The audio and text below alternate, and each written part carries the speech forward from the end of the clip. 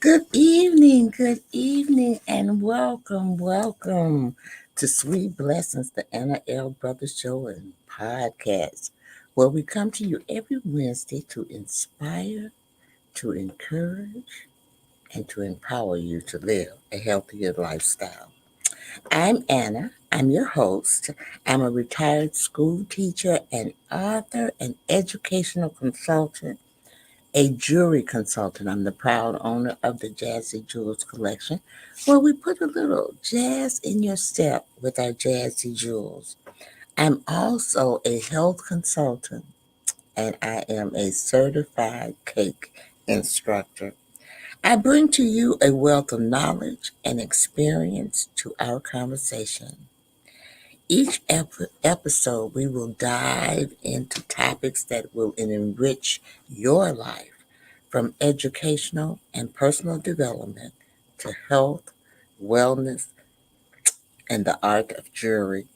Join me as we explore inspiring stories, expert insights, and practical advice to help you live a blessed and fulfilling life. So, welcome again. And this evening, we are going to be talking about educational trends. The time just seems to just fly away from me sometimes, and I know that most schools have already started back. But as parents, so many things have changed over the course of the years, even since I have retired. Some of the technology and stuff like that. So I'm going to talk to you this evening. That's what this episode is basically about. It's basically to help the parents understand what is going on in the educational system, to better understand so that you'll be able to help your children as they go along. And I'm going to try to give you some examples of this, of each one of these trends. These are the latest educational trends that are going on. And I'm going to, like I said, I'm going to try to give you a few little examples. So before I begin, I have a few little housekeeping. You see, I'm wearing my shirt this evening. I am part of the CTI Media Network. So proud to be a part of that network, and we're reaching and doing great things in our community. I also want to remind you that I do have a bit. I have a website. I want to get all of this out of the way before I begin. I have a bit. You can go there and you can book me if you want, or you can also book to be a guest on my show. I have advertising, commercial slots, guest slots, etc. And you can reach me at lastine1 at gmail.com, or you can also reach me through ctrmedianetwork.com slash sweet blessings. Now, I do come live the uh, on my Instagram account. I used to do for Facebook. It's a long story. I don't want to even get into it this evening. But I go live at least twice a week on Instagram, and that's where I do my jewelry. So if you're interested in joining me there, it's usually on a Thursday and a Friday, Thursday evening and a Friday morning. And that is where that happens. And this show is streamed all over. I do want to remind people also to please subscribe to my YouTube channel, which that is it down there at the bottom of the screen. And so we're going to take a brief commercial break, and then we're going to come back and we're going to start with those educational uh, trends that are going on now. And it's just not, I'm going to say it's just not privily to the upper older children or the upper grades. It starts even down in preschool. So I'm gonna give you a little detail on that as well. So let us switch over and do a brief commercial, and I'll be right back with you. Does this resonate with you? Has a company ripped you off in the past? SettleShark is changing how consumers get money back from companies. SettleShark assists consumers during the entire process, from beginning to end. Our process is simple, convenient, affordable, and powerful. You're in control. We are here to help you. Contact us today at www.settleshark.com or call 1-888-704-0708. All righty, I am back. Welcome back. I'm Anna. I'm the host of Sweet Blessings, the Anna L. Brothers Show and Podcast. And this evening, the episode is about educational trends. So let me bring up my presentation real quick.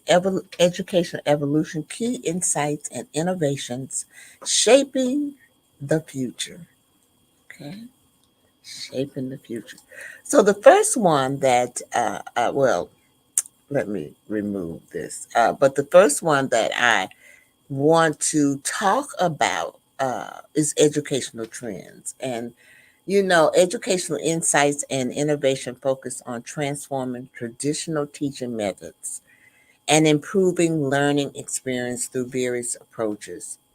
Now, this episode that we're doing this evening will give you a detailed look into some of the key trends and innovations shaping the educational landscape as we speak, as your children go to school. And it goes from preschool all the way up. So the first one I want to talk about is technology integration in education. And so I know that many people have heard of AL or intelligence. So it is not just in our everyday life that we're doing, but it's also in the classroom. So AL is used to personalize learning experiences, offering customized lesson plans based on individual needs. Tools like the AL driven tutoring system and adaptive learning platforms help identify and address gaps in understanding. So, AL is being used everywhere. It is not going anywhere. So, it's something that maybe we all need to familiarize ourselves with it. And then the other thing is virtual and augmented reality, VR or AR. Now, these technologies bring in immersive learning experiences to life. What it does, it allows the students to explore virtual environments or interact with 3D models. For instance, children can take virtual field trips or perform virtual dissections in science classes. So I've seen that as well. And virtual came about a lot when we had COVID, so it's still around. People are still doing virtual um, um, learning, and they're just doing virtual. Period. I mean, it's not just learning. Virtual meetings, virtual everything is still going on, and so I think that it has enhanced also the learning process. I know that my granddaughter did a lot of virtual and augmented reality learning because she was during that era of the COVID. And and then the next one is gamification. And that's where we have games. We incorporate game elements into learning to increase engagement and motivation. Platforms like Kahoot and Classcraft turns lessons into interactive games, making learning more enjoyable. Um, so the children can play um, with the games, and sometimes they can be self-selective games as well. Blended and hybrid learning models. Blending learning. Now, this approach combines online educational materials and opportunities for interaction online with traditional face to face classroom methods. It allows for more flexibility in how and where students learn. So I think that an example of this would be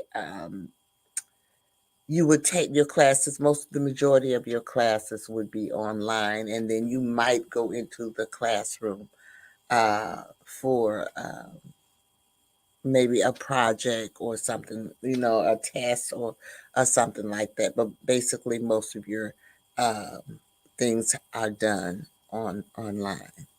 And then you have the flipped classroom, and the students learn new content at home. This is basically done at home. As often it is done through a video, and then they apply the knowledge in classroom through exercises, projects, and discussions. This model shifts from the role of the teacher from being a lecturer to that of a facilitator. And I think facilitating the learning is there's you should use both. I'm not going to say, but I lean more towards facilitate because you lean them toward the learning. But there are times when you do have to lecture. There are times where lecturing is appropriate. Okay, we're going to do one more, and then we're going to break for a commercial. So the next one is data-driven decision making. And the first one is learning analytic. So schools and educators use data analytics to track students' performance and engagement. I'm sorry. By analyzing data from assessments, online activities, and attendance, educators can identify trends, predict outcomes, and tailor interventions to support students. Now, this is done all the time. Analytics is very important. I don't care what field you're in. You need to look at your data and you need to look at your performances that you're doing because it helps you. It helps you learn what you're doing correctly and what you need help in or what you're lacking in. Um, and because I know a lot of people think that teachers are perfect, but they're not. Okay. I'm here to tell you they're not perfect. They don't know everything. I believe that teachers, the name for a teacher should be they have the access or they have the opportunity or they know how to find out information that they don't know. And that's basically what this podcast is about, finding out information. So learning the analytics. So whatever you're doing, you want to learn the analytics. But in school, they use it a lot. They look at the test scores. They look at the students' performance. They look how they're engaged, and these are things that they're assessed on. And then the other thing is predictive analytics, and this involves using historical data to predict future students' outcomes, such as academic success or risk of dropouts. Early intervention strategies can be implemented to support at risk students. So they look at the data or they look at the trends that have been going on in education over the years. So it's a history of things. So they look at this, and sometimes that can help you predict what the future is going to be about in education, and it can help you curb some of those things like they're talking here about risk of dropouts or those students who are having problems with academic success. So we're going to stop here and we're going to go and we're going to take a brief commercial and then we'll be right back. And when we come back, I'm going to talk about social and emotional learning. These are all, and what we're talking about this evening is the current educational trends in education. Hopefully, this will help you have a better understanding of what your children are learning and going through in their school, whether it's public school, private school, homeschool, it does not matter. These are the things, all and all of these things here are being used for the betterment of your child. So let's take that brief commercial real quick, and we'll be right back. CTR Media Network is now accepting new podcasters to join our growing network that's reaching 350 million global listeners. Have you heard?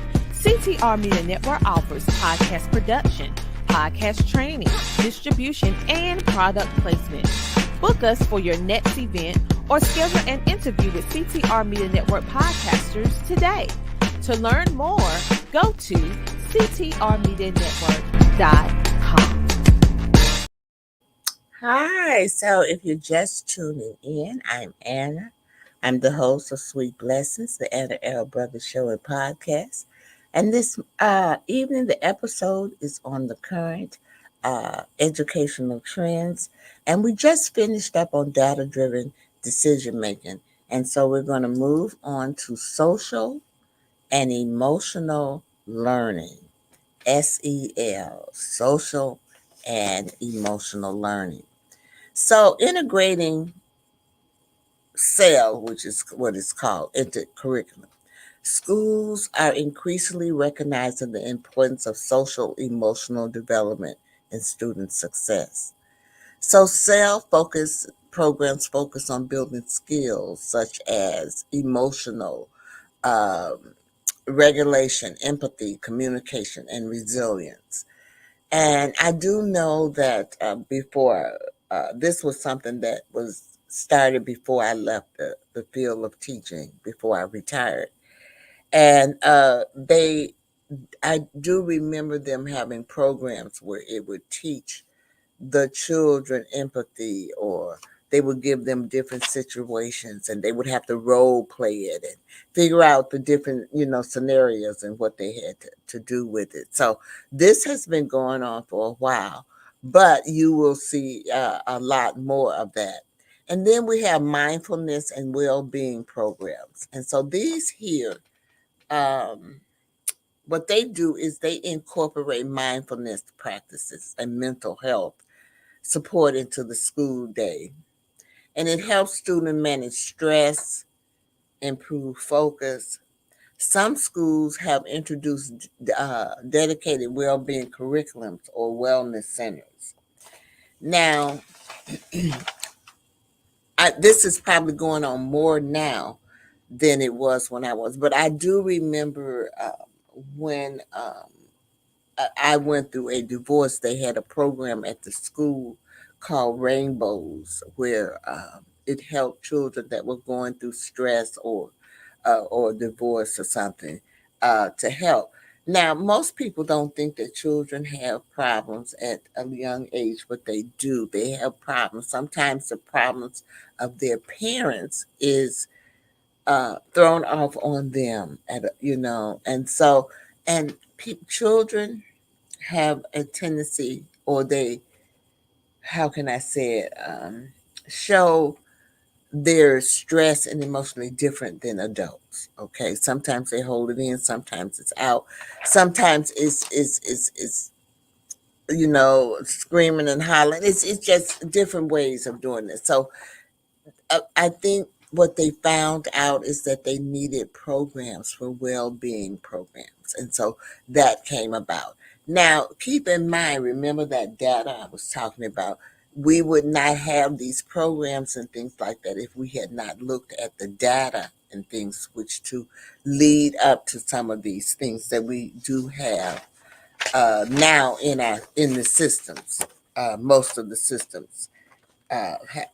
Really, most educational systems have these, even whether it's private, public, or whatever. I'm looking at my notes here.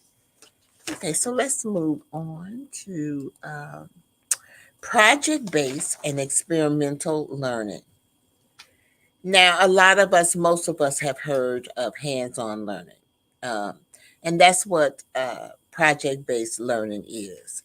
It involves students working on a project over an extended period, which allows them to engage in problem solving, critical thinking, and this approach encourages deeper understanding by connecting learning to real world challenges. Now, the Montessori method does a lot of this project based learning, but project based learning can be done in any scenario, in any school situation. It is encouraged because project based learning incorporates everything. You can bring everything into project learning: math, structural, history, science. So, all of the areas of learning can be brought into that project learning base. And it is, like I said, it's done a lot in the Montessori. It is also done a lot in the preschool scenarios. They do a lot of project learning or theme based. Another word for it would be theme based learning. You have a certain theme that you're going to study, and that theme would incorporate everything: math, shapes, just, I mean, all of the areas of learning would be within that project. And then you have experimental learning. Now, experimental learning, this involves learning through experiments where students are actively involved in activities that reinforce the subject matter. So that would include internships, lab work, and service learning. And the only example, I mean, being in a lab, doing lab work, yes. But internship, I thought of, that made me think of my granddaughter who did an internship over the summer before she went away to uh, college. Now, I don't know what type it was, but I do know that she did an internship. And service learning, I think that one involves more of nowadays they're making the students do service projects and things like that, and you can learn through those avenues as well. Oop, let me see, where am I? Okay, let's move on to the next one. Personalized learning. Ooh, customized learning pathways. So, what that involves is learning that is tailored education to meet the individual needs of each student. So, it includes personal goals, self paced learning, providing resources that cater to different learning styles. And then the other, well, let me see if I can think of an example of that. That would be maybe a person who might have a learning disability or a special needs, or they so they a special goal. Sometimes they used to call them IEPs, I believe. A special goal is set for that person, and then you monitor it. You do a self pace. You provide the resources for it. Now, the other one is self student centered learning environment. So, in these environments, students have more control over their learning process. They choose what, how, and they uh, when they learn, which fosters autometry and self motivation. Now, you will find self student centers a lot in the early childhood education. Students have a setting that they do, and then they have centers where they can select where they want to go. Montessori also has that. That's an early childhood thing. And I believe that later on in the years, after all of the research, I believe that they tried to bring it within the regular classroom settings, okay, with the student center. So doing the reading, that this group would be over here doing something, and then this group were over here. So they had student centered learning environments where and really and truly I love that because it helps them socialize. It also helps them to work together as well. All right, so let's move on. And after this one, we will take another break and then we'll be back. Inclusivity and diversity, cultural responsive teaching. This approach emphasizes the inclusion of diverse cultural perspectives with teaching. Educators use students' cultural experience as a foundation for learning and actively work to eliminate bias in classrooms. Now, I can't speak for all classrooms and I can't speak for all curriculums, but I can say that the early childhood programs, most of them, encourage cultural diversity and inclusion. It is part of their curriculum. What happens is if it is not uh, that is one of the criteria that they're marked on. So it is some type of cultural diversity has to be displayed or done in the classroom. And then the other one is the Universal Design for Learning, UDL. It's a framework for creative educational programs that accommodate all learners, including those with disabilities. It encourages flexible learning environments that can be adjusted to meet individual needs. And I know when I said I was going to give you the latest trends, I know you didn't think that it was this many. Some of them are new, some of them have been around for quite some time. But we're going to take another brief commercial, and then I'm going to come back and talk a little bit about the teachers' professional development and how it affects globally. And then I'm going to summarize uh, the program. So just hold on 1 minute.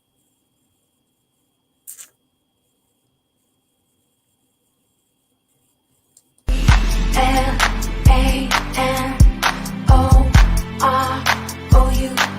yeah. GLANOROUS.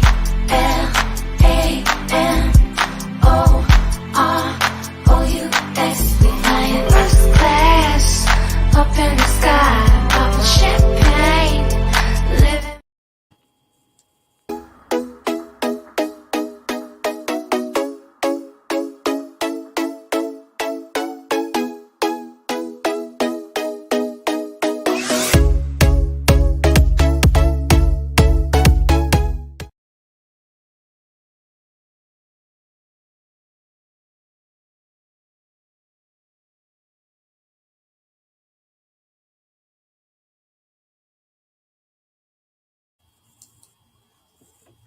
Well, we are back. Thank you.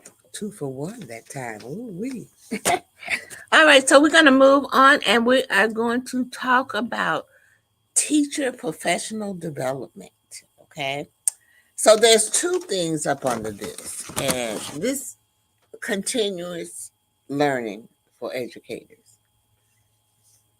I always said this when I was teaching that they have it so that it's ongoing. You got to keep going, and you see what I'm doing. I'm done teaching, but it's ongoing. It's a continuous learning for educators. I'm continuously learning. I'm continuously trying to make people aware and uh, educate people, spread knowledge. So professional development has evolved to include online courses, webinars, and collaborative platforms where teachers can share resources and best practices. Ongoing training is a new technology and pedagogy. I think that's what that is. It's crucial as the educational landscape evolves. Pedagogos. I think that's it. So it's ongoing, and any type of I don't care what you're in, you need PD. And I have given workshops on personal development because personal development is very important. So this is personal development in education, but personal development is personal development and it carries over and it should be ongoing. You should do some type of personal development daily. And if you notice, I make an affirmation daily. I put an inspirational quote up every day. I try to do it in the morning. Sometimes I get busy and I don't get to it. It might be later on that evening or afternoon, but I try to do it and people look forward to it. I've had people say, "Oh, are you okay? I didn't see your affirmation this morning." So, you just don't, you never know how you affect someone. So, just keep that in mind. You never know when they might need you or you might need them. So coaching and mentoring. So peer coaching and mentoring programs help teachers to reflect on their practices, their experiences with new strategies, and receive feedback in a supportive environment. And coaching and mentoring is important in any environment. Um, I always tell people you cannot make it without someone helping you. And so, therefore, you need to pay it forward and help someone else as well. Someone helped you get where you are today. So, therefore, why don't you help someone get where they should be? It's a twofold. It's just to me, it's like paying it forward because you cannot make it alone. Okay. So let's talk about global collaboration and exchange. Global classrooms. Through technology, students and educators can connect with peers around the world, fostering cross cultural communications and collaborations.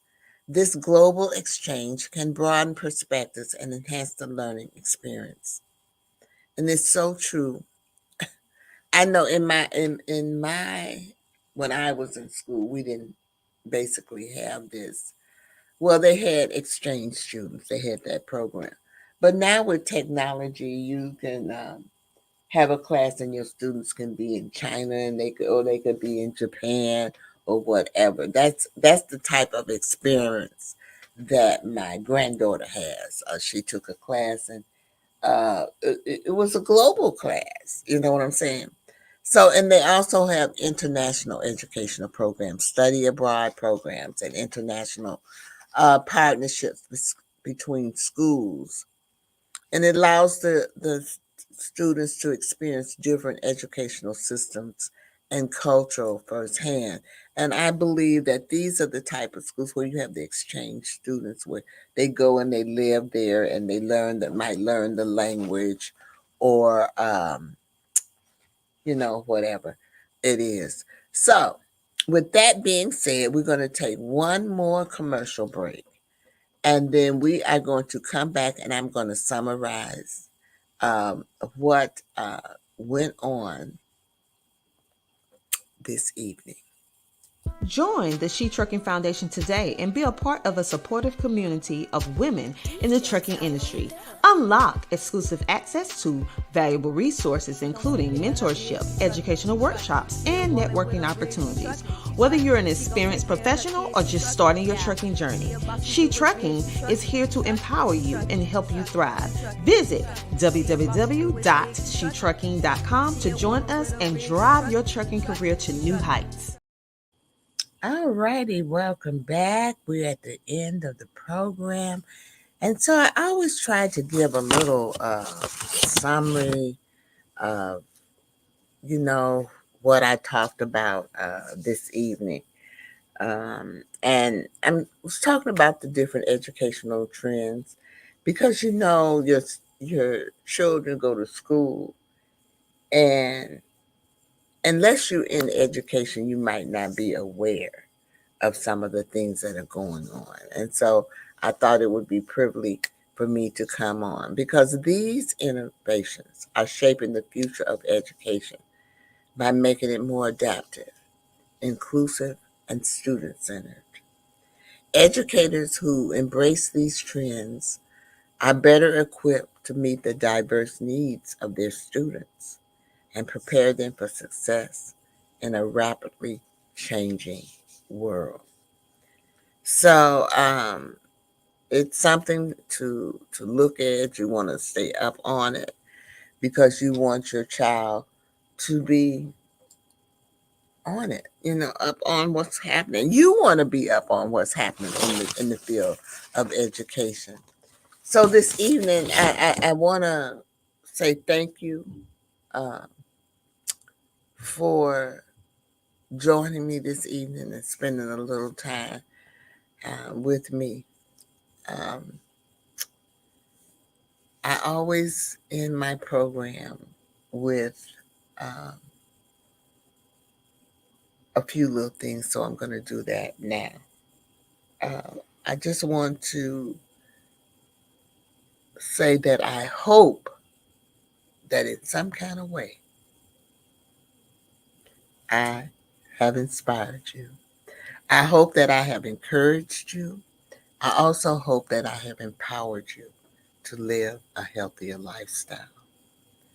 Also, I always end uh, my program with what I call the 3 L's. Whatever I'm doing, I end it with the 3 L's, y'all. And that's it's 3 L's, 3 words that end with L. The first one is life.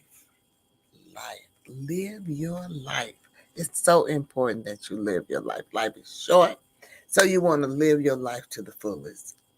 The second thing is to laugh. So make sure you find somewhere in the course of the day or to just laugh because laughter is good for the soul. It just makes you feel so good when you laugh. And when you make other people laugh, it makes them feel good as well. And then the last thing is to love. Love. And you'll always hear me say self-love or PD. You hear me say that PD. That self-love is so important. It's important that you love yourself. It took me a long time to learn that. And we need to instill that in our children at a earlier age to love yourself. Okay? So with that being said, I'm going to bid you adieu. There are a few things of recognition and things that I'd like to get out before I close out. So you have a great evening, and I hope to see you next Wednesday. You'll see my there's some upcoming events. Also, I wanted to, let's see if I can bring this up. One of my colleagues is having a summit. I believe that it is in September. It's a virtual. Her information is down at the bottom. So if you're interested in that, she is having. There's quite a few people. I think it's a couple of people on there that I do know, and that I have met, and she's doing some great things with.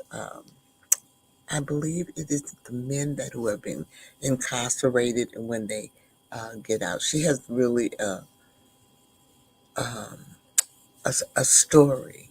You should, if you get a chance, she has a podcast as well. You can listen to, her story because she truly has a story. She's a person that I would admire. All right. So with that being said, I am going to bid you all adieu this evening, and I'll see you next Wednesday.